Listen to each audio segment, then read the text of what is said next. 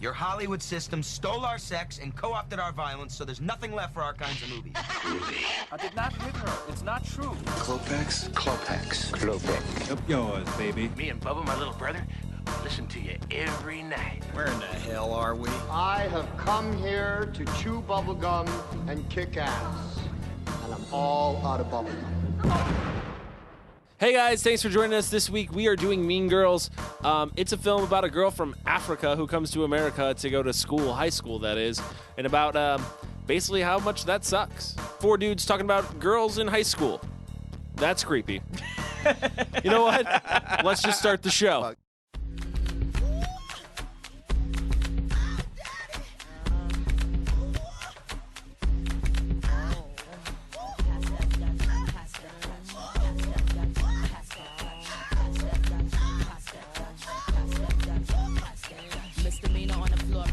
Here I come, pumps in the bump, make you wanna hurt something. I can take your man, I don't have to sex some. Hang him out the window, call me Michael Jackson. I'm a pain in your rectum. Hey guys, this week's episode we are doing Mean Girls. I'm excited to talk about it, but first let's talk about our weeks. The exciting week that I had this week. It was Comic-Con weekend here in Phoenix. I had a lot of fun at the Phoenix Comic-Con. My biggest complaint is I wish things were labeled better because when I got there, it was like a panic to find where the signings were. For my wife because she wanted to get her Buffy collection signed by all the people that were there for Buffy. Who was there? There was Cordelia was there, Willow was there, and Wesley was there. If you know Buffy, those are their character names. So that's Allison Hannigan. Yep, Allison Hannigan. I don't remember Wesley's name. I can't remember. Charisma Alexis. Carpenter. It's Alexis something. It's Alexis something, and then Charisma Carpenter. Den is off. Was Wesley the friend? He replaced Giles in the series. Oh, that's right. Yeah. He was like a bad Giles at first, right? Oh And then god, he everybody kind of- hated him because he was replaced Giles, which is like one of the hardest characters you can replace in that show. Yeah. So What was the name of the friend? I always liked him, but my favorite episode Angel? was... No, not Angel. Angel was the love interest. You're talking about Christian? No. He's talking about He had that ever since the Halloween episode where everybody turned into their costumes. He was dressed as the military guy, Yeah. and he like turned into a soldier. turned into like a special forces soldier. Such a cool episode. What was his name? I can't remember. It's gonna. Oh man, I'm gonna. Get I think murdered for an this, episode too. we should do Buffy the Vampire Slayer. The movie? The Oh, yeah, movie. definitely. Such a great Sure. movie. Yeah. Great movie. Absolutely. Kyle was not at Comic-Con. He was the only one of us who did not go. Mike, Chris, did you guys have a good time at Comic-Con? I had a great time. I made a conscious effort to say I'm going to go to panels this time, and I got to see one of my favorite actresses in one of my favorite roles. That is Katie Sackhoff, and I fucking love Battlestar Galactica, and I love Starbuck. So I got to see her. And How's she looking? She beautiful as Yeah. always, but more so, such a fucking delight. Is she? She is hysterical. What was... She's very much like that character, but with a more of a lighter heart. Like the type of girl that will say straight up to you, like, yeah, hey, the first thing she does when she gets onto the panel is she says, hey, sorry I'm late. I'm 5 minutes late, guys. I just, last night I got in really early and I went out with my boyfriend and we just got hammered and I am hung over. And I just thought that was hysterical. So real. So what? So did you fall more in love with her after you met her? Probably. She's taken, I can't imagine obviously. you wouldn't. It's like unless they were complete assholes, which I've heard horror stories about. People meeting their celebrity, like people that they really like enjoy their what they do, their performances, all that stuff. They meet them and they're just complete dicks. And I hate hearing that. Yeah, she definitely does not come off as that type of person. That if you walked up to her, she would crack a joke. She might even crack a joke at your expense, but she is hysterical. And that was a great panel. It was a great Sweet. panel. Chris, how was your time at Comic-Con? Comic-Con was cool. I didn't do as much this year as I have done in the previous years. I was only there actually on the convention floor and going to see films and stuff for one day. I did work it for the company for Brain Damage, and that was cool. I feel like it wasn't as busy, but I think also that has to do with the way they spread it out because, like you said, it was hard to find. They started putting celebrities way up on the third floor. Nobody knew there was a third floor to that place. So And getting there was a nightmare because nothing was labeled clearly. Once you got there, though, it was awesome. Like once you realized all of the signings are on one floor, it was like this is great. Yeah, But so- then finding it though was just a nightmare. Yeah, I mean, I had fun. I met, I got to see a lot of the vendors I saw last year that I wanted to buy stuff from. So I got to get a lot of, cool stuff from Comic-Con this year. My film screened there on Sunday. It went pretty well, a couple hiccups, but no big deal. So it was overall a good experience. I loved it. I got a skateboard. My girlfriend bought me a skateboard that Nice. saw that. it has a see Ouija that. board on the Oh, bottom God, of it. it's It's so so awesome. sweet. I've been talking about getting a skateboard for a long time, and so I finally got one, and I'm glad I waited. Thank you, Desiree. I was pretty excited because I bought just a whole bunch of toys. I collect action figures, so Yeah. that's like I was a little disappointed in like how many. I love pop figures and I collect them, but how many vendors had pop figures? It was like every vendor. I was looking for older toys, and it was like maybe 2 or 3 vendors that had older toys, and like that was a little bit of a jab. I felt like I was like, God. Pop figures, I don't even know what those are, but they seemed very Those are like very the mainstream bobbleheads. toys. They're Yes, like they those are. bobblehead. They're very fun to No, collect. I know what they love are. collecting them. I just thought that they were like it seemed like every vendor had them. Like it was like the Walmart of It was. toys. Oh, for It sure. was. There was at least 5 or 6 vendors that. Oh, were there was just- more than that. Yeah, probably. Dude. There was way more Yeah. than that. There's Do you- some really do- good artists there, though. Do you leave all of yours in the box? Yes, I don't take my stuff out of the box. Dude, I found some really cool stuff. I found a Cameron from Starship Troopers action That's figure, awesome. which I was really excited about. I got a Worf. I got a. I saw you had the Bebop and Rocksteady. Yeah, Bebop and Rocksteady, a Gremlins, pop figures. I got what else did I get? Oh, I got the Shadow from the Alec Baldwin movie, The Shadow, Really? based off the radio show. Oh wow. Yeah, because I had it when I was a kid, and I just love that action figure. So I was like, I need to get this. So I got that. And what else? Oh, I got a Dr. Beverly Crusher, which I'm pretty sure I way overpaid for. But it was the 1940s holodeck edition, like where she's in the 40s get up. I don't know Oh, if you've yeah, seen yeah, that yeah. episode. Love that. It's one of my Foresight it's one of my favorite episodes. So and she's one of my favorite characters. So I don't mind overpaying for it. No, not at all. I'll tell you something I got, which is in the back of your car still, I think. 'Cause we went to that burlesque show, Yeah. and let's talk about that. That thing Oh. was amazing. What? That probably was my favorite part of Comic Con. I would have to agree, and I honestly forgot about it for a second, but Yeah. since you brought it up, dude, I walked in there thinking it was just going to be some shit ass, like whoever they could scrounge up, but there was some good looking girls up there, and they were doing a great job. The entertainment value was just amazing. Like everybody, the hosts were funny and entertaining. I loved it. Mm-hmm. No, I loved it, and we had some drinks. Burlesque We had show. a couple drinks, but that's what made it fun. Everybody was screaming and cheering and having a good time, and Like I understand why that gets sold out every year now. me too. And we went through such a hassle trying to get in there. I mean, we were like, Oh man, I remember like 2 years ago trying to get into the nerd prom. Like me and a friend of mine were trying to jump walls to sneak into a back door because like you couldn't find tickets to it. This Comic-Con keeps getting bigger and bigger each year. Each year it's getting huge. I think they said like 80,000 this year. 80,000, and it was 70,000 last year, so it grew by 10,000. What's this year. San Diego? Does anybody know how many people? God. It's like millions. gotta be what millions. is it? I don't it's got to know. be right. But I heard that the all of it, like the full event passes, sold out this year for Comic Con. So that tells you how big it. I it's hear it getting. takes it's like 5 minutes. If you're not on there in 5 minutes and you haven't gotten it, you're not going to get them. That's the what full- I've heard. That's impressive for Phoenix. That they sell out so quickly. Well, and they do 2 events now a year, because they also do in the Glendale. They do the Fan Fest where it's just signings. yeah, that's cool too though, because you kind of like I don't want to go spend a lot of money, but I want to meet my the celebrities that I enjoy signings. There wasn't anyone that I was particularly interested in this year. It was more exciting to watch my wife go, and it was her first Comic-Con, so it was exciting to watch her go and find the people that she was like wanting the signatures of. She had a real good time doing that. That was fun. But there was like besides Ron Perlman and Christopher Lloyd this year, I wasn't too. Christopher excited. Lloyd, you weren't excited about? Oh no, dude! I was excited about Christopher Lloyd. I wasn't there at the right time though, because I wanted to do the picture with him and the DeLorean. yeah. I felt so bad for your wife because I was sitting right next to her. We were in the Allison Hannigan panel. Yeah. And she's like, okay, I got to leave. Cody's here. And I got to go get Charisma Carpenter's signature.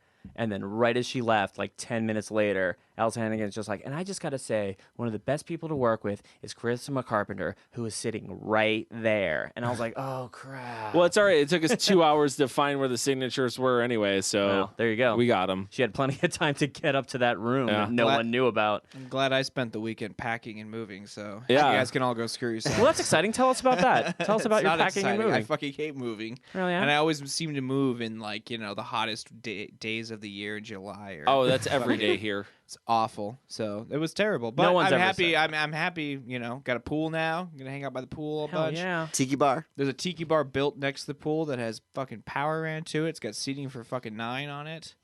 Yeah, That's all you need, son. That's all you need is seating That's all for you 9. need. So the Nice. address is if you want to come party. Yeah. Nope. All right, guys. So let's talk about what we're here to talk about tonight. Let's talk about Mean Girls. First off, what makes this a cult film? Quotability. Quotability. I agree 100%. It is quotability in this movie because, I was trying to take notes on like how it was shot. I was trying to take notes about the music and blah blah blah. All that stuff fits perfectly. It's not shot in any extravagant way. It's shot like I feel like your typical comedy. There's nothing to brag about there. So I'm like, what makes this a cult film? And it has to go down to the characters, to me, and the quotability of the film. Absolutely. Yeah, there's so much memorable stuff. Like, I think when I was like reading up on this movie, I think I read somewhere where like the White House Instagram or Twitter like retweeted some quotes from this movie or something like that. Yeah, like, I read that too. Like you got to get that alone right there shows you like the culture effect that this movie has had where it's reaching into all aspects of like, our way of life. So, Yeah, Chris. As far as it being a cult film, I have a kind of a hard time with that. And I feel like maybe that's just a part of me saying it's not old enough, which isn't fair. But I think it was made in 2004. It's 10 years old. I think 11. Okay, 11. The sequel just came out. Getting older. Direct to video. But anyways, we're all getting older. what makes it a cult film? It really does come down to quotability and characters. It has to be because it doesn't really stand out as far as like cinematography goes or like leaning too far one way or the other. It just has a nice blend that everybody can enjoy. And I think it's rare when those movies come along, but they have to instantly become like classic in some way. Well, and that's the thing too. They weren't really reinventing the wheel here. No, and there's not really any other aspects of the film that could fall into what we created as our categorization for cult films. It wasn't a flop. It was actually a fucking a huge success. I think the budget was $11 million and it grossed $280+ million. What? That's like Avengers numbers. Dude, that is opening weekend. maybe. if you did comparative to cost versus profit, that is fucking Avengers It's numbers. huge. It's fucking huge. It's So. huge. I agree with you guys. I definitely think quotability for sure because this movie is so quotable. I don't know what the timeline is where you could say like, okay, this has been old enough where we can consider it a cult film. Maybe for me, I'm a little older than you guys, maybe by 5 years. This just missed my generation. Maybe. Maybe. There's It's wiggle. possible. There's he's wiggle guessing. room in his actual age. It's He's possible, guessing. but I definitely feel like the first ruminations of people talking about this being a cult film was just a generation behind me. Yeah. When I saw it, I looked at it as being, wow, this is like a John Hughes film. Well, didn't they Like- do like a reunion thing on Fallon or something like that too recently? I think The that 10-year reunion just happened, didn't it? yeah, it did. It happened last year. Yeah. But I think like they did some stuff on Fallon too, and that which keeps it relevant also. With the younger generation now. I think, but I think if you ask a 20-year-old, they will definitely say that this was like an important film in my life. In the same way that we might say like 16 Candles or Karate Kid or something like that. Yeah. Like that's to them what those movies are. this to us. this is their Breakfast Club. Yes, is what you're saying. very good, very good, very good reference. Because this is the one they'll be watching like I did. When I first saw Breakfast Club, I watched it on TBS. I feel like every cult film I've ever seen and fell in love with, I saw on TBS first. Like Tremors. Would you say TBS? Yeah, TBS. Oh, yeah. Or USA. Like, yeah, exactly. It was like Tremors. You guys were lucky. I had no cable TV until my senior year of high school, so everything I discovered was by word of mouth and by like combing through VHSs at the video store. Oh, you got to watch them on TBS where they edit them like the audio terribly when there's like cursing and stuff like that. It's great. So it's, yeah, that they're goes so back much better. to the Your Mother Sews Socks in Hell from The Exorcist. Yeah, that's when it's on the TBS version of The Exorcist. Exactly. Is there such? Is that really? a thing? Yeah, is that a thing? Yeah, that Like, is a real could thing. you really edit that movie down? God enough damn. They for, did. like, They those- did. The for- movie is so popular Had- that they had to put it on TV. Dude, there's so much stuff that you would have She to cut out. stabbed It- herself did in the it. vagina with a crucifix. You don't How see the hell it. did- You just see it going down. You don't actually see it slamming into her fucking Jesus Johnny. Christ. Dude. Well, that's the fastest movie ever. Yeah, right. It was edited for television for sure. Wow. Yeah. So- and Your Mother Sews Socks in Hell replaced Your Mother Sucks Cocks in Hell. But she also sews socks in hell. She sews socks and all. man. It's like she's like your grandmother. I'd rather just sew like socks. I bought you some socks. By the way, welcome to hell. Yeah, she's not knitting them; she's sewing them. So let me ask you this then: So does this Whatever. does this movie, does Mean Girls hold up today for a younger generation? Absolutely. Without a doubt. I think the topics covered in this one, like it doesn't matter what year it's made. I mean, anything to do with like dealing with the negativity, the awkwardness of being a teenager going through puberty and dealing with like the high school like social hierarchy is going to always apply. I mean, who knows? Maybe years from now, like, you know, maybe younger generations will kind of move beyond trying to be popular and they'll. No, I don't think that will ever happen. I don't think so either. Yeah, I think No, that's just there's it's always going to be dream. tangible. There's It'll something always be- ingrained in the human psyche where we feel like I guess the necessity to be an elitist or at least be on the top of your game and be able to run things. be You a know what I mean? leader or a follower. Yeah. Yeah, exactly. And there's some kids who just don't think that that's important, and they're the outcasts. They're who's the two characters? Damien and Was it is Jan? No, it's not Janet. Jan. Janice. Janice and Damien. Janice. Yes. They're definitely the kids that they don't care, or at least they don't think they care. At least specifically They act from like they Janice's don't point of care. Yes, view. yeah. Janice acts like she doesn't acts care, but like she doesn't care, definitely but she cares. so fucking cares. Yeah. She She so wants cares. revenge on Regina George Right. so bad for calling her a lesbian that she's willing to sacrifice a friend, basically, in the movie to get that done. Because that's basically what they do is they like, hey, here's this young, naive, pretty girl. Let's throw her in with the wolves so we can get our revenge on the pretty Wow, girls. you know what? I didn't even think about that. In the same way that the plastics are kind of using her as like, okay, we have our fourth. Yeah. You know, they're using her as just like, okay, here's a naive Oh, yeah, girl. everybody's we using- can use her because she's so innocent and she doesn't know what the hell she's getting into, and then it backfires on them. Yeah, no, they're just as mean. Her other two friends are just as mean And as I the feel like they don't plastics. pay for it as hard, you know? Like everybody else kind of gets theirs, but those two never really do. Yeah, I think it's probably like because they want to kind of seem like they're justified since they're the outcast and it's like it's the underdog type of thing. Yeah, but they're so- really fighting with fire on Yes, this they one. are definitely. You know what I mean? Like we found our secret weapon. Here's a pretty girl that knows no better. Like she doesn't Yeah. know that these girls are going to destroy her life, which they practically, I mean, in a way do. You know, not really destroy her life, but you know what I mean? Like she might as well be Buffy from Buffy the Vampire. Buffy. I don't know why I say it like that. Buffy. She might as well be Buffy from Buffy the Vampire Slayer, and that, like, you know, she might as well have burned down her gymnasium. Yeah. You know what I mean? That's what Oh, happens you're talking at about the end. movie. Yeah, that's what Okay. happens at the end. Every time you bring it up, I think the Well, TV she, show. she, so. yeah, you know, there's.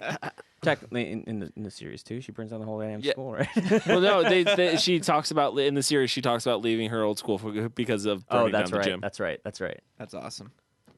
So it still holds up to this day, which I totally agree with. I think that this message is universal. It's the same message we got from Breakfast Club. It's more or less like trying to figure out when you're in that age, you're trying to figure out who you are, and that's really what Caddy's going through. She's really trying to figure out who she is, and that's why she jumps from group to group. I think is because she's trying to figure out who she is as a person. Is she really this fake plastic person, or is she going to stick true to her roots of who she is? Is popularity more important than being yourself? Well, I also think that she's also thrust into it. Yeah. You know? She That is. She comes into the school thinking that, like, well, everybody's just going to be cool Well, like yeah. they are in Africa. And then she realizes so quickly that She brings up I a- am so distanced from everybody. She brings up a good point when she's doing like the voiceover. It's like she's never been used to adults not trusting her or you know Not that. So she's coming from a completely different environment where now suddenly she's under scrutiny from everyone. Like, and yeah, it's a total mindfuck for her because she has to like suddenly create a persona so that she can fit in. So I think she fit in comfortably though with the two people that she met first. But I think ultimately she just wanted to make friends. She wanted to make everybody happy. She also kind of wanted to know what the other side of it was like, what it was like to be popular. Oh, I think we would all, looking back on it, I think we would, speaking for myself, I should say, if you were given that chance to make that jump in that social hierarchy, would you have? Because that's basically what this movie's asking. And she says yes, and I have to say I'd probably say yes because of what comes. It's almost like mini fame that comes with it. You know what I mean? Yeah, exactly. At that point in your life, you're like they are the biggest Hollywood stars of their high school. The Plastics are. That's like the way to look at it. Yeah. So if you were able to trade in your high school status for that, I feel like I would too. I'm going to disagree with you and agree with you on one thing. Because my life is very much like Katie's. I was a military brat. I came here from the Philippines. And then I got thrust into, like, basically Mike seventh is not grade. Asian, just so everybody knows. Well, okay. Or Filipino, you mean? Or Filipino. Well, they're part of Asian. the Asian. They're Asian. It's from Asia. Yeah. But for the when I came down here, I had to get acclimated to everything. And I will tell you that my high school experience was that I was desperately trying to be popular. That's how I was. I did sports that I didn't want to do. Is it because you felt like totally just like I was thrust alone into this. when you got into school? Like nobody talked to you, nobody knew you, and that just was uncomfortable? Yes, to some extent. I mean, in the Philippines, it was a little bit different. I lived on a base. Yeah. So you only had like a set amount of Americans that lived on this base. So we all kind of like got together as a big group. Like, okay, we're all military brats. We all understand this. And there wasn't that kind of hierarchy. There wasn't those kind of cliques that existed. Yeah. When I came here, I quickly learned that like, okay, I'm going to be either with this group or that group. And I had to be thrust into that atmosphere. And I'd done myself down quite a few times and did sports that I didn't want to do. Just to get sounds kind of like jail, actually. It is like I guess like jail. I mean, high school is very much like I jail. didn't punch the weakest person I found. It's like day one, he kicks someone's ass or becomes someone's bitch. Well, that's in another high school movie called The New Guy. Has anyone seen that? Where no, I think I kind of did. DJ Quill's in it. DJ Quill's in it. That movie's actually really funny. I've never seen it. I think it's hilarious. We'll have to put that one on here too. It's kind of the same. Like that's the theory of that is like he was the nerd of the school, so he goes to prison to learn how to be a tough guy, and he uses the prison rules in school, which is you go in there, you find the biggest, baddest guy, and you take him down. That's the easiest way to get respect and be popular. That is true. So that's essentially what he does in that movie. I will say an ironic... Which is essentially what they do in this movie. Regina George is the biggest, most popular person and powerful person in that school, and their whole plot is to go and take her from that throne. Yep. Yeah. Exactly. It's high school's prison rules. No, it's totally true. I will say this, though, the ironic twist of fate. I don't know if anybody else ever thinks about this. Do you ever think about just like quantum leaping into your old high school self? And what you would be able to do if you could. Oh my God! Knowing what you know now every time. Oh my God! Yeah. And be honest, you wouldn't be running around trying to appease the popular kids. You'd be just trying to cut them off at the knees. You wouldn't even give a shit. You'd be that kid that's just like, I'm going to dominate shit. I'm going to read a book. Yeah, no, that's I'm not, the smartest kid, the fastest kid, and the strongest kid. That's what you would think. I would go back. I would go back and just study. I would do homework if I could go back. Oh yeah, you're right, because I floated through on like you have D's to look and at C's, it. man. You have to look at it as like, well, that's just 4 years of my life. That's such a short time. But when you're a high schooler, you think it's like life. Like this is where I'm gonna meet all my friends. I'm gonna be with them for the rest of my life. Don't we all have dreams about high school though? I do. But what do you mean, like you dream about it? I dream that I'm back there, or that I'm in high school, or I don't think I ever have dreamed that. I do. It's never a good Yeah. feeling. I mean, I loved high school. I have no complaints, but like every time I have a dream about it, I always wake up and I'm kind of indifferent. Who I'm didn't like high school? Did anybody? I liked high school. I did too. It was okay. Yeah. I was. It no, was- it- I didn't like it. And to your I didn't point, like it. and to your point about high school friends, 25% of this room I went to high school with, and we're still friends to this day. Well, there you go. Yeah, I guess right. Well, no, I have friends that are high school friends. I guess I'm the dating people my that high I school don't. friends. the people that I tried to appease to make my friends, like the popular kids, Yeah. when I wanted to be on the football team and shit like that, when I was not good at football. Then I don't know where they are. ever see them? No, I don't. I know. I think out of high school, I probably had I had like 2 or 3 people that I hung out with like consistently. But beyond that, like now, like we're I just had I think my 10-year reunion just passed by or something like that. But it's there's only one person that I still talk to that I know from high school, and that's my current girlfriend. Like we were friends in high school, so that's it. Really? Like, You guys are like high school sweethearts? No, actually, we never dated or anything in high school. They hated each other in high school. You discovered yourselves? She found Kyle picking his boogers in class in high school, so she never wanted anything to do with him then. It's like, do you still pick your boogers and eat them? No, I don't. No, You know what? I stopped eating them. See? I still pick them. I always thought you had so much potential, and now you've reached that level, and now I'm ready to date you. See how this movie wears off on you? I just spread vicious rumors about him. That's not even true. Put it in the either. burn Burn book. book. Put 'em you in the bastard. burn book, Put that- Kyle. Cult film burn book. That was not very gruel of me. See what I did right there? Damn it. See what I did right there? He's just a reference machine. All right, guys, let's take a quick break, and then when we get back, we'll talk about our favorite characters in this movie. I used to think there was just fat and skinny. Apparently, there's a lot of things that can be wrong on your body. My hairline is so weird. My pores are huge. My nail beds suck. I have really bad breath in the morning. Ew. Hey, you guys. Happy hour is from 4 to 6.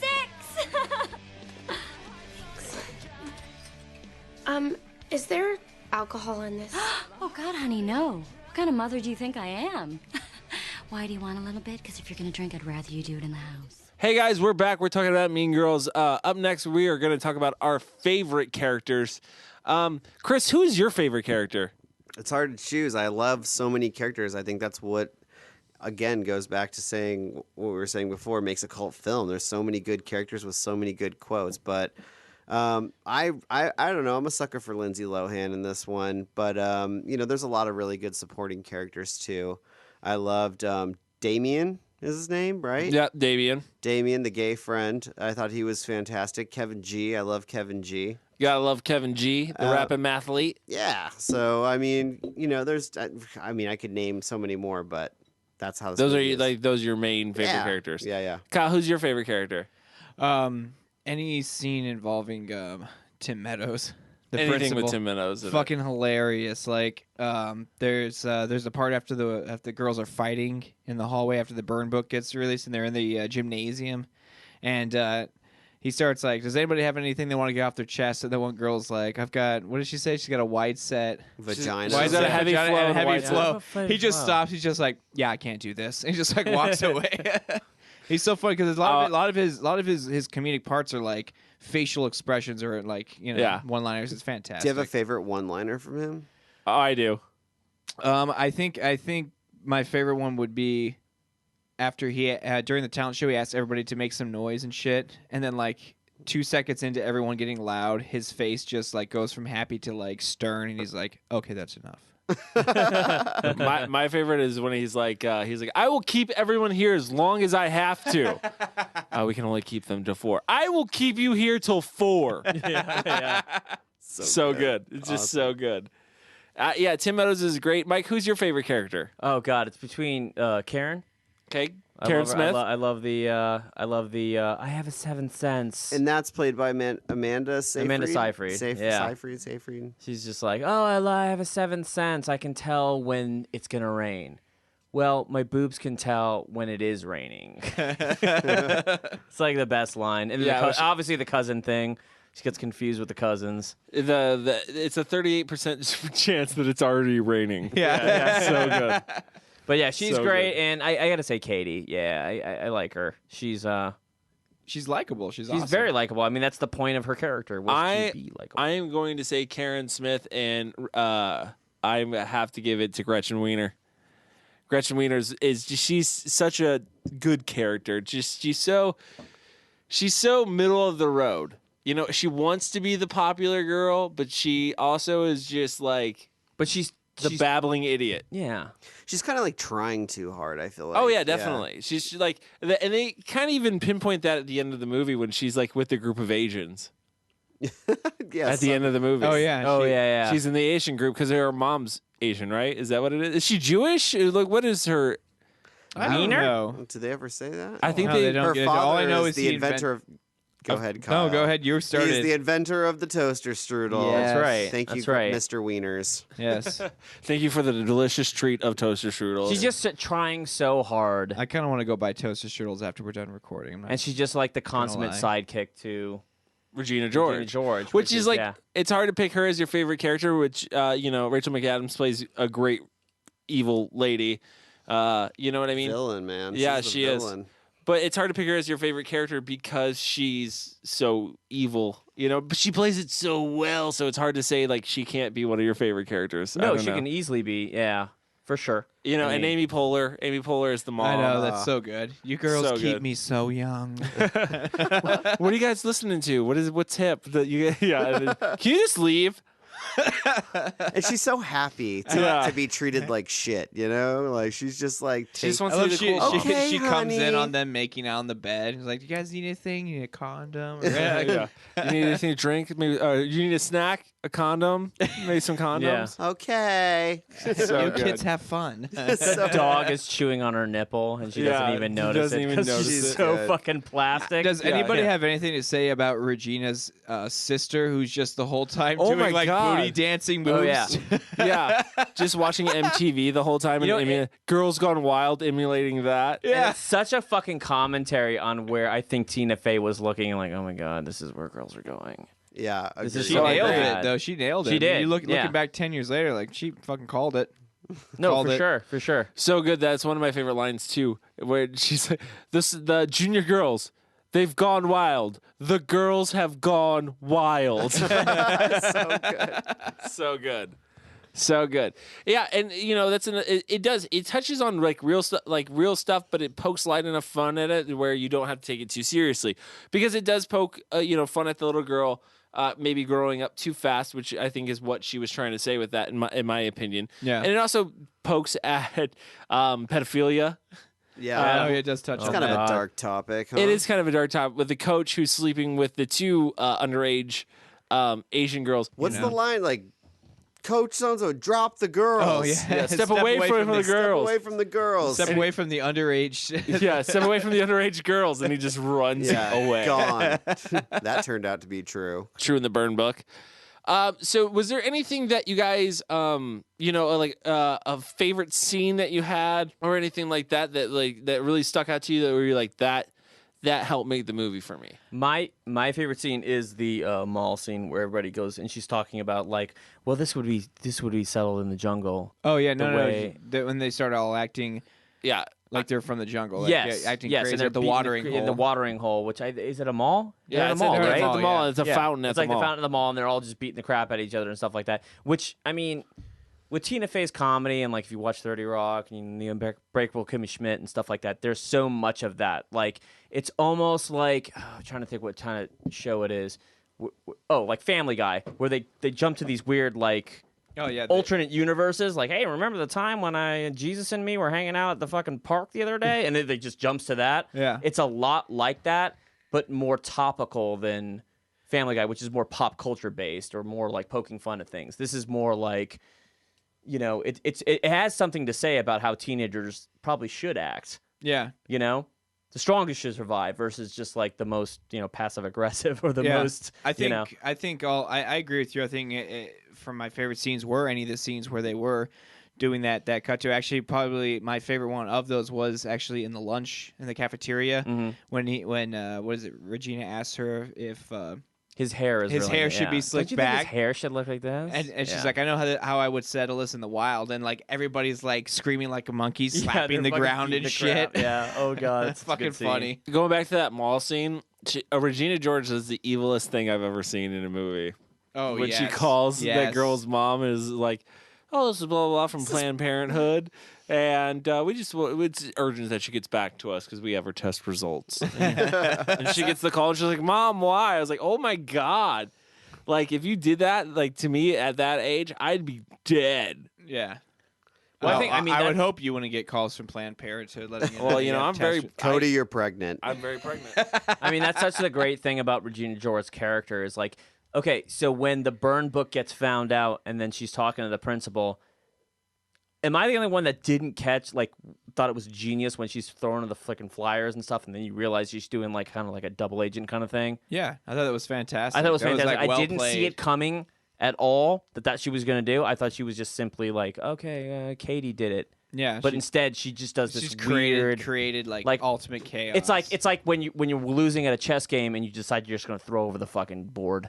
You're just going to pull the table off. Is that what you do when you lose at chess? No, I don't do that. Remind me not to but play that's chess what I with feel. No Mike. shit, Yeah, very right? violent game. It's like doing a magic trick and then telling everybody how you did it. Or as I was like, thought, when you're playing a video game and your brother's beating you 50 times, you beat him one time and then you say, I'm done. That's, you know what? That was the right, move I that used to is. do all of mine and my brother. Mortal Kombat 3, you said the same thing. hated I'd it. kill him, be like, all right, I'm done. Walking out of champ. No, fuck you, dude. Fuck you. I beat you 50 times. Doesn't count, motherfucker. Last the Super Bowl.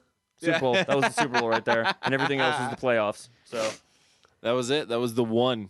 My That's the favorite one I scene got. was like when it was Halloween and she showed up in in a wedding dress As like the a- ex-wife. Ex-wife. the Yeah. ex-wife. No, the ex-wife, right? No, No, I think it's it's an ex-wife. Yeah, it's an ex-wife. She's She the goes, I'm an ex-wife. ex-wife, quote unquote. And Doesn't everybody- she have an axe on her back? No. No. Oh, well. What That would movie have were you watching? the one that should have been So I written. married That an would have been much ex-murderer? funnier. That one should have been much. internet will correct I us. I actually like after that scene when she goes to complain about Regina George to her friends who are watching to Damien and Janice Janice, right? Is that Yep. right? Who are watching the horror movie and it's like that anticipation. Oh my god. It is that anticipation scene. And they they essentially like are waiting for the buildup of like the killer to come through, and then the door flies open, and it's like the scary like ex-wife that comes through. I don't know. I really like that scene. Then maybe that's just me. There you go. Just corrected Mike via the You know what's the funny? magic the magic While of Google. you were looking it up on your phone, I was looking it up like, no, it's ex-wife. It's ex-wife, and I'm going to show everybody looks this. looks like I'm better at Google than you because So I figured is- it out. You a were lot much faster on So it. she yeah. shows up as the ex-wife. The ex-wife. The ex-wife. Ex-wife. Ex-wife. Ex-wife. My favorite scene though has to be when they all are in the gymnasium together and they're going through like the whole everybody picking on everybody and the trust falls, and it's like Yeah. who here's felt alienated or picked on by Regina George, and everybody raises their hand. The And even teachers. Tim Meadows and like Teachers and all that behind. everybody raises their hand because she doesn't feel like she needs to be there. Yeah. I even like the part where it's like the inner dialogue with Caddy, as I'll call her, like everybody else does in the film. Where she's having the inner dialogue where Tina Fey is talking to her, and she's like, yeah, I lied about that. Yeah, I lied about this, but if I tell the truth, then everybody will think I wrote the book. Yeah. So yeah, dude, Regina George put on the plot, bro, and put her in the headlock basically with the plot there. Big squeeze. Yeah, and really fucked up her social life until they rigged the prom. yeah, no, it wasn't prom. It fling, was spring fling. Spring fling, king and queen. Yep. There it is. Until they rigged that, which they put Janice in, they put Gretchen Wiener, Karen Smith, Katie. Well, Katie got in on her own. Oh yeah, Yeah. yeah. They put in Regina George, Gretchen Wiener, and Karen Smith to like plot them against each other. Karen Smith's So- not in it. Yeah, I didn't think she was. I thought she no, was. she's not a part of it. It's Gretchen. No, it yeah, was she Gretchen. is. No. Isn't she? No, it was the other girl. Gretchen, It's Regina, and Katie. No, and Janice. Janice. There you go. Oh, Janice, yeah. I could have sworn Karen Nope. Smith was. Well, I'm wrong. A whole lot of no right there. Hey, I'm just I'm just gonna host the show. Whatever I said goes. Yeah. So yeah. Okay. So if you go watch the movie and you don't see what I say, you watch the wrong movie. It's That's an right. ex-wife, guys. It's an It's ex-wife. an ex-wife. Just joking. Is there- dead? I know it She's is. an I know. ex-wife. So we've gone over favorite characters. We've gone over favorite scenes. Is there any favorite lines that anyone's had? I think we kind of touched on that, but I said all of Tim Meadows' lines are. But actually, no. What is this? Kevin G. Kevin G's got some Oh, great man. lines, man. He's fucking hilarious. Kevin G. I love it. It's not a line. It's just a visual. It's a Yeah. visual. It's his card, his business card. It said, what's it? Mathlete / badass MC on it. So good. A lot of my lines are from Amy Poehler, definitely. Yeah. You girls keep me so young. You girls keep me so young. So, how did everybody feel about the end of the movie with the basically the new plastics coming in and them almost in a way threatening the social culture of the high school, and basically saying like, if these girls try to fuck with us, we're just gonna hit them with a bus. Okay, I will tell you that what I like about Tina Fey's writing and the way that she portrays things is that, I don't know about you guys, but I definitely felt like when Regina George gets hit by that bus, I thought that they were going to be like, that's what I wish would have happened. And then it's actually what happens. Yeah. And then when it happens again, you don't know what to think. You're like, Yeah, it keeps okay, you so guessing, like, this film just took a very dark turn. They kill whatever plastics show up. And then you're like, okay, just joking. And you're like, oh God, you did it again, Tina Fey. Yeah. You know, it's like, you know. It's like, you know. It's like, you know. Yeah, you guys get that, right? I was Yeah, hoping one of you guys would chime in. Everyone but, got that. Yeah, anyway, so. I didn't know when you were done. Yeah. So was there any part of this movie that you disliked? What's like what could you say could have been better? What could they have done to make this a better film than it already is? The only thing, and only because I'm a huge Tina Fey fan, I've watched almost all of 30 Rock. I watched The Unbreakable Kimmy Schmidt. If you haven't watched that, it's fantastic. Does Tina Fey write that? She writes it. She's created it. It's okay. It has the best opening of any TV series I've ever seen. The opening title song. Okay. Oh, it's so beautiful. Anyways, it's a great thing. I feel like her comedy has actually grown in leaps and bounds, and if she could have done this film again, it would be even more outrageous and more out there. So what's that's the something only that thing I you- can say, that really. you hate. You hate the fact that she didn't write it today. No, I can't say that I hated it. This is a good introduction to her library of what she's done if you're following her career. Like this is the movie that put her on the map, right? I mean, oh yeah, I definitely. I mean, think it so. got. It got It created SNL. Let's just say probably SNL. I think it made Tina Fey more of a household name because it was such a wider audience. And I mean, SNL is a great show, but I mean, she doesn't even on SNL. She's not in very many skits. She's a writer. She's just and on Weekend Update. She's she's found on Weekend, second. and I mean that wasn't even as that like the Weekend Update. I think. When Jimmy Fallon and she was on it, it wasn't as good as some of the previous ones. So I mean, she didn't have as much recognition. Oh, so I disagree. When her and Jimmy Fallon on there were so good. I don't know. But I also like Amy Poehler and Seth Meyers though. I definitely did not like Amy Poehler and Seth Meyers. What? They were great. They were great too. Yeah, you're wrong. It's now. It's Colin No, Jost. Chris, what didn't you like about the film? Is there anything that you could find that you didn't like? I can't really think of anything I didn't like about the film, honestly. Like there's no point in the film where I feel like it drags. No, I think the pacing's fantastic. Yeah, there's no point in the film where I'm like, whatever, okay, I'm just tuning out now. So the only thing I can say that was wrong with the film is they didn't do a justice on a sequel. I agree. I agree with you. I'm in the same boat. Like, I didn't find anything that I really didn't enjoy about this movie. I think they hit the nail fucking on the head with this movie, man. Like, it's a good movie. It's a solid movie, and I feel like it's a movie you can watch with your family and kind of get a little uncomfortable, but have a good time being uncomfortable. Yeah, and feeling like you're discovering something. Just like Caddy's dad in the Jingle Bell Rock scene. Yeah, he was very uncomfortable when she slapped her ass, and so was I. All right, so I have a question for everybody. How many times has somebody seen this movie? I've seen it about 7 or 8 times. I've probably seen it more than that. 5. I'm going to say like eight times. I mean, right off the bat. Like, so where are we going with that? Yeah, I don't know. Where you're going. It's very clear that this is one of those movies that when you see it come on Showtime or fucking HBO, like you're watching it. Even in the middle, even like the last half hour, I think that says something about a movie. Yeah, I think they made a little magic with this one. They definitely did. They didn't know they were. I don't even think they really knew what they were making, but it ended up coming out great. I did actually have a scene that I didn't like. Which one, Kyle? You're such a liar. No, I wouldn't say I didn't like it. I would say it dragged, and I didn't feel like it added.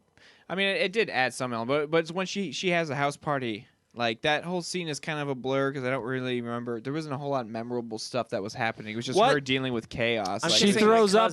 She throws up on what's his name's pants. No, that's not the cousin scene. That's the Halloween party. Oh, at Aaron's house. Yeah, her is her own little tiny get. That's right. You don't even remember the supposed scene, which is what I'm talking about. I When bought she's cheese supposed and to be crackers for 8. Do you think that's enough? She's supposed to be at the art show, and instead she throws a party at her house, and it gets out of control.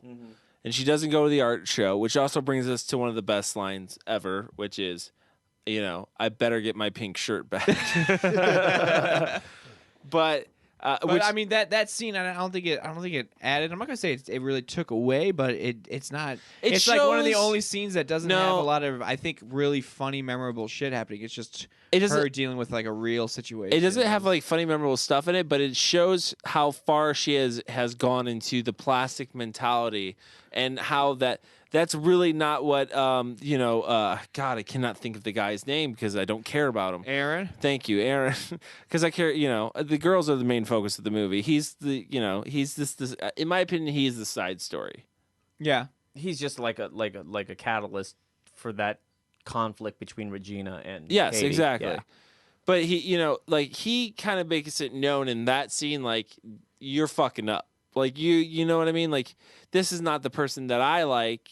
I like the dorky girl better. What happened to her? I think that's kind of cool they took that route with him, though, that they made him a little bit more of like a respectable dude. He wasn't just like a douche, But I kind of agree with his outlook. That wasn't like my mindset in high school. Like, yeah, I was trying to get with some good-looking girls in high school. I'm not going to lie to you about that. Like, I was trying to get with some better-looking girls, but I was more interested in the girls who were interested in what I was interested in, who were good looking, rather than the girls who were just.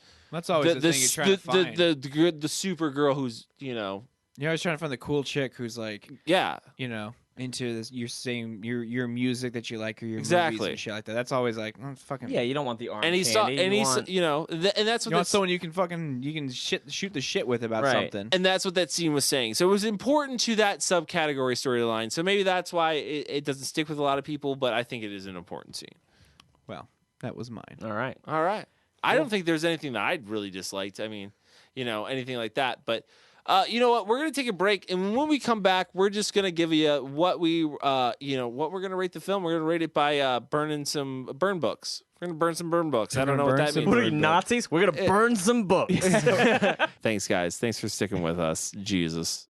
What? Oh no, she did not. See, that is the thing with you plastics. You think that everybody is in love with you when actually everybody hates you. Like Aaron Samuels, for example, he broke up with Regina, and guess what? He still doesn't want you. So why are you still messing with Regina, Katie? I'll tell you why. Because you are a mean girl. You're a bitch. Here, you can have this. I want a prize. And I want my pink shirt back. I want my pink shirt back. Hey guys, we're back, and we're talking about Mean Girls this week. So let's go ahead and just rate the film. I'm going to say that I love this movie. I think it's hilarious. Tina Fey's writing is amazing in this, and she pretty much ran this film, you can tell. So I am going to give this, we're going to rate it with burn books, so I'm going to give this 4 burn books out of 5. That's a lot of burns. Yeah. That's a lot of burns, ladies. That's a lot of burns down south. What? I don't know. I don't know what that means. means. Some cream. Moving on, we get some cream. You get some cream. All right, Mike. How many burn books would you give this? I'm going to give it the same. 4 burn books. Great film. I think we've all said this. There's nothing we can say bad about this film. Nothing. I said something bad, but okay, you said one it was thing minor. It was one scene, and I knocked it down. Okay. For me, it's again Tina Fey. Like, if she could do this film again, I think she would kill it. I think she would crush it. That's the only reason I'm docking 1 burn book. That's all I have to say. Cool. Chris, how many burn books would you give it? Well, I thought I was going to give it 4.5, but I'm actually going to knock it down to 4. Okay. That's not to say that it's not a good film or it's not worth 5. But I'm really glad that the film has a cult status. I think it is deserving of it. I think the quotability alone is fantastic. The writing's great. The pacing's awesome. I'm gonna give it a solid 4. A really solid 4. Really, really solid 4. Kyle, how many burn books? You're the one who hated it the most. So how many burn books? I hated it the most by slightly disliking one scene. Made me hate it the most. Yeah. Despite the fact that one scene is in the movie, I'm going to give it 4. Dude, this movie is hilarious. It's fun. It does touch on a lot of... And there's a truck going by. Big old truck. Big old truck. No, it's fun. It touches on a lot of stuff, and it adds a nice comedic edge to soften the fact that some of these experiences are pretty real, and I think that's partly why it's a cult film. It radiates a lot with, I think, any high schooler that watches it, it's gonna dig into it and enjoy it. So that's what I was gonna say. Is like, if you love Breakfast Club, you might as well give this one a try, because it's in the same vein. I don't want to say it's the same movie, but it's definitely in the same vein of like discovering yourself in high school. And I love that movie. So I mean, this movie's right there with me. It's just more edgy. Yeah, exactly. That's pretty. It's an updated version, if you ask me. All right, guys. Well, that's it for this week. Next week we're gonna be doing the what are we doing? Are we doing the Warriors or are we doing Warriors? The Burbs? Are we doing Warriors or Burbs? The Warriors. We're gonna do the Warriors. So next week we're gonna do the Warriors. My name's Cody Everett. I'm your host. You can find me on. You can actually find this whole show on Twitter. We're at CultFilm_review. You can find us on Facebook. Just look up Cult Film and Review. You can also find us on Instagram at CultFilm_review. Also, you can find me on Instagram at official Cody Everett. Mike, where can people find you at? They can find me at Twitter at Mike Salustio, or you can find me blogging about filmmaking at friendlyneighborhoodfilmmaking.com. Chris, where can people find you at? You can find me at cultfilmandreview.com. You could also... like if you know how to spell my last name, you can certainly look me up on Facebook. Good luck, it's a fucking nightmare. You know, and head over to Brain Damage and Midnight Releasing and check out some of the films that we're putting out. Awesome. Kyle, where can people find you at? You can find me at Bluefield Audio on Facebook. You can find me at Pliskin426 on Instagram, and you can find me at cultfilmandreview.com. All right, guys, join us next week when the Warriors come out to play.